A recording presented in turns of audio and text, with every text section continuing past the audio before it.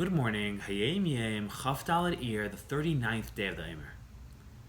So in the year that Hayom Yom was written in 1943, so today, Iyar fell out on Shabbos Mevarchim. It was the last Shabbos of the month, the Shabbos that blesses and welcomes the upcoming month. So the Rebbe begins by saying that like on every Shabbos Mevarchim, we should wake up early in the morning and say Tehillim, and we should hold Farbrengens. Then the Rebbe shares with us two laws. Law number one is that Shabbos was Shabbos bechukosai. And in Parshas bechukosai, there is a long list of curses. God says that if you don't listen to me, if you don't keep the mitzvahs, then I will bring on humanity, I will bring to the world terrible, terrible curses. Now sometimes bechukosai is read with a different parsha, Bahar bechukosai, and sometimes it's read on its own independently.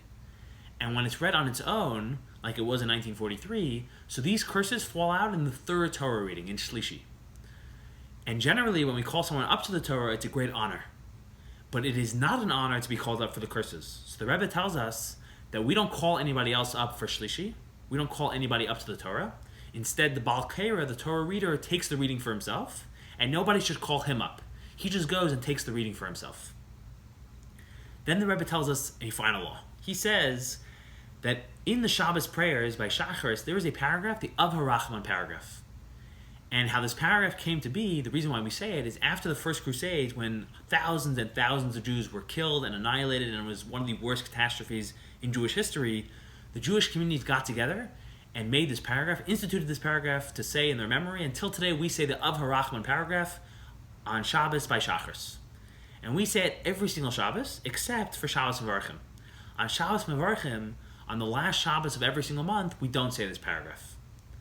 But the Alter Rebbe in the Shulchan writes that there are two exceptions to this rule.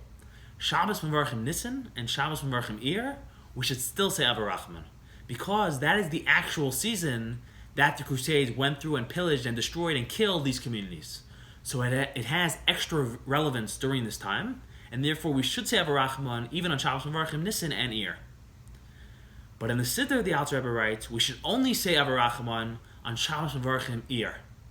Because throughout the whole Nisan we don't say Tachnun, and because we don't say Tachnun the whole Nisan, we shouldn't either say Av Harachaman. But on Av Harachaman, we should say Av Harachaman on Shabbos Mevarchim Iyar.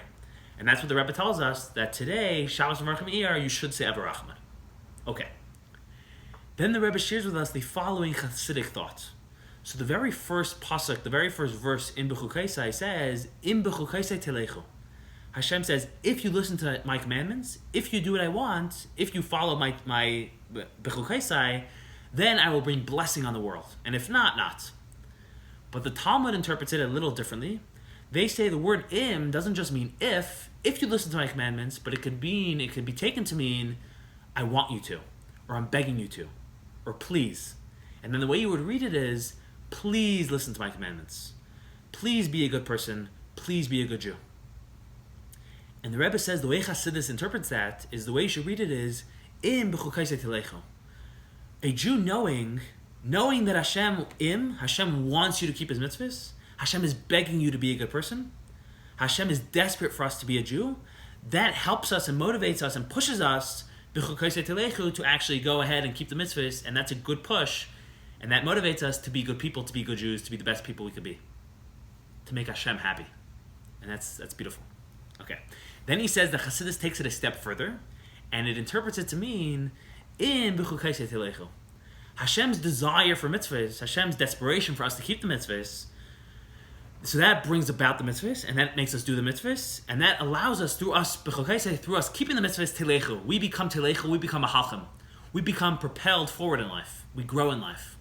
Because if you are feeling stuck, if you are feeling stagnant, if you are feeling trapped in life, then by keeping the mitzvahs, by committing to keep the mitzvahs, you will gain inner freedom.